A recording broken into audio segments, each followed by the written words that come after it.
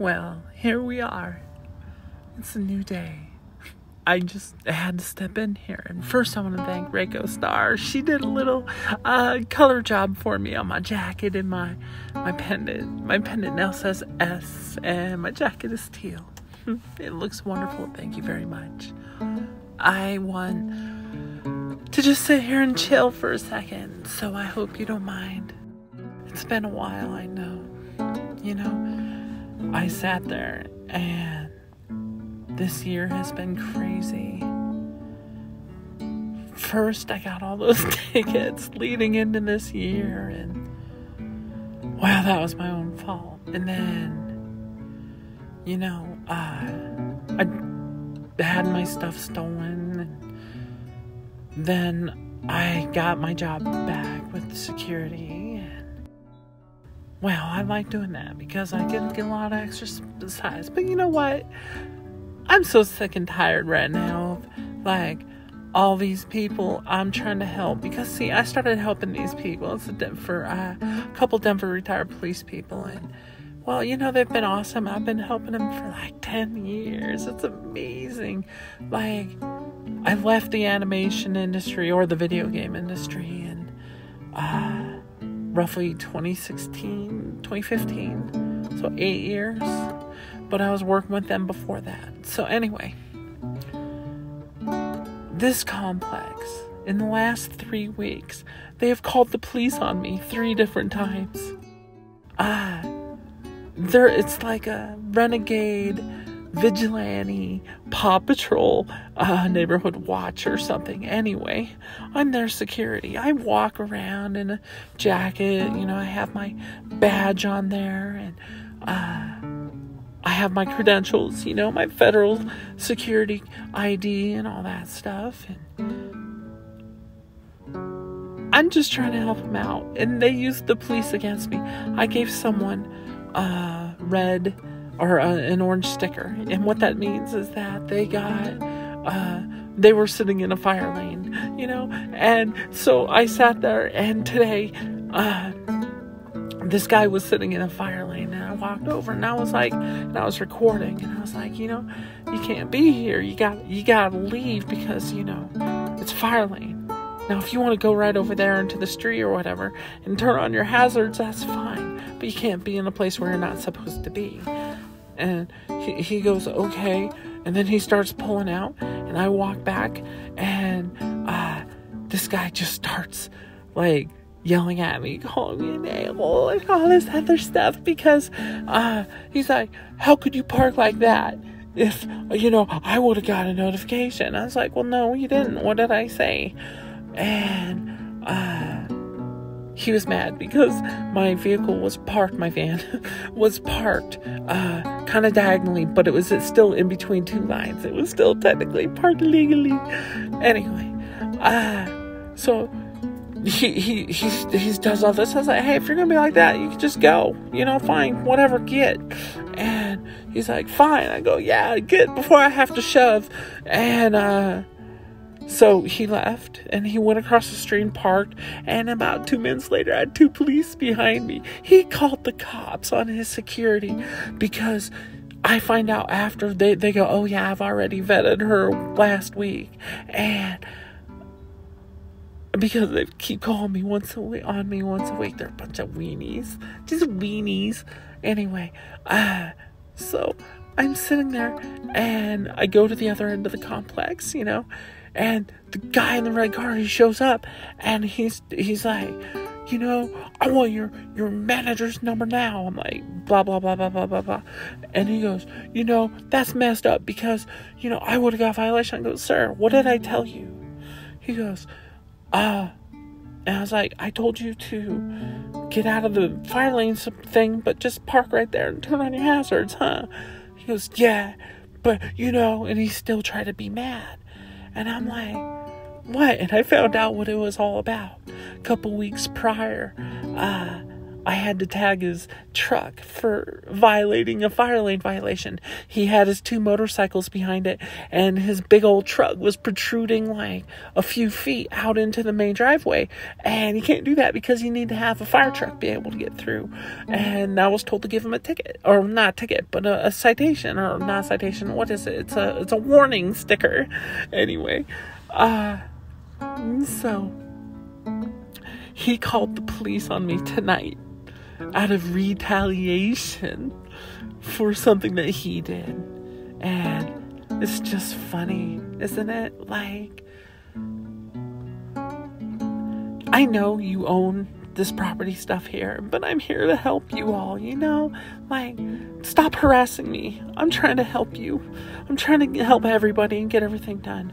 I have to check 120 some odd entrances in the middle of the night, and I have so many other things to do, and just all this goes down at 4:00 in the morning, and it's just ridiculous, So I don't know, just don't be entitled, realize that there are people there for a reason. And I'm sorry, you might not like the fact that I have to drive a van, but the security car thingy is broken, and my Lexus is broken, and my van is also kind of messed up, but it works right now. It gets me back and forth, so I have to use that. And the funny thing is I only used it at 4:00 in the morning, because I park it, and I go and I walk all over the place, and then at the other half of the time I park it on the other half of the lot, and I use that as a base station. I just do all that. At 4:00 I went and grabbed it, did a couple rounds, and all this nonsense. Like, come on.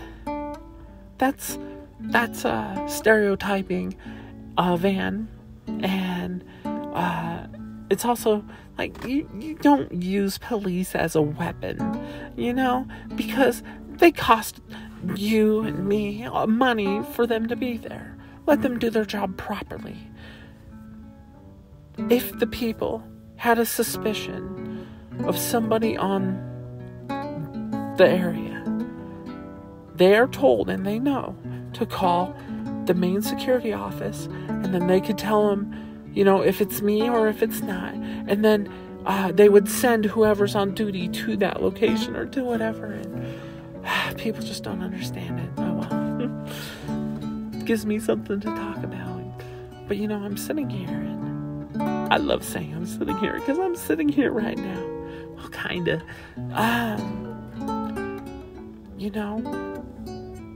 There's a lot of really cool things coming up.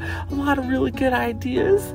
I can't wait to show you what I have boiling in my brain. And I have to learn Blender because I don't have 3D Studio Max anymore, or Maya. Those were the 2 programs I used to animate and create, and they're expensive and I can't afford them, so I'm gonna have to learn Blender. That's fine though, I don't mind, because that's where we're gonna get a whole bunch of silly little animations as I'm sitting there and I'm just doing things. I should show you guys my reel. I never thought about that. I could show you my graduation reel. It's both weird, stupid, crazy, and you'll be like, huh? And then other times you'll laugh. And I have one joke in there where I have this character. His name's Grant, right? He's kind of like if Mewtwo was a weird cat-like gremlin thing, I don't know, and mixed with the squirrel, and he, but he had the legs of Mewtwo because I love that design. Anyway, he was sitting up on a girder, and he's got a big old ball, like a metal steel ball. He just picks it up, and he drops it, and you just see him. He just watches this thing off screen go falling down, and you hear it, and then all of a sudden you hear it go bam and hit, and you hear cars getting into wrecks and all stuff, and this little critter on this little girder just starts laughing and clapping really fast. And you know what? The only person who got that joke was Everett Brown. And Everett Brown was Everett Brown was one of the main animators who worked with Charles Schultz. on Snoopy. That's where I learned that Snoopy had to be only drawn in one direction. And if you wanted Snoopy facing the other direction, you had to flip the cell. That's really interesting, right? Anyway, Everett Brown was one of my mentors. He taught me a lot of 2D animation. So when people asked for a walk cycle, I gave them a 1.5 minute animation of my little scrant character running and doing a Hadouken and throwing up a teacher and all this other weird stuff. You guys, I think you really can enjoy, like, when I just start animating and doing my weird ideas. Oh, I think you're gonna love it, because it's just, like, I gotta be mean, and I'm mean through my animations, and I haven't had the ability to do them the way I want in such a long time. I can't wait, and I think you're all gonna really enjoy it. Some of them are weird, some you won't understand. I have a really weird sense of humor, but anyway,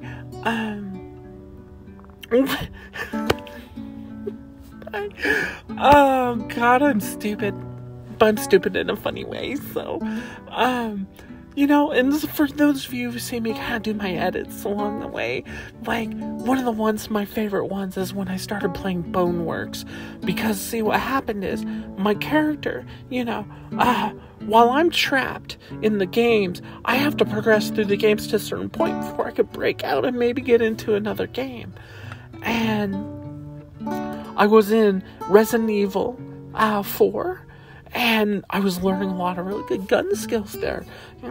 Yeah, and so, like, I got really good. I mean, like, I'm sitting there and I'm throwing the gun up in the air and I'm throwing the clip up in the air at the same time, and then I catch one and flip the gun upside down and catch it in the clip, and then I do my thing. It just gets all fancy.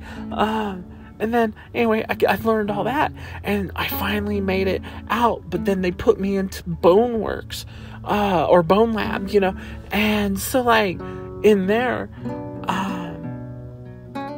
the programmer is talking to me, and watching as I go through and taunting me a little bit, but I've only gone through a chunk of it before S found me, and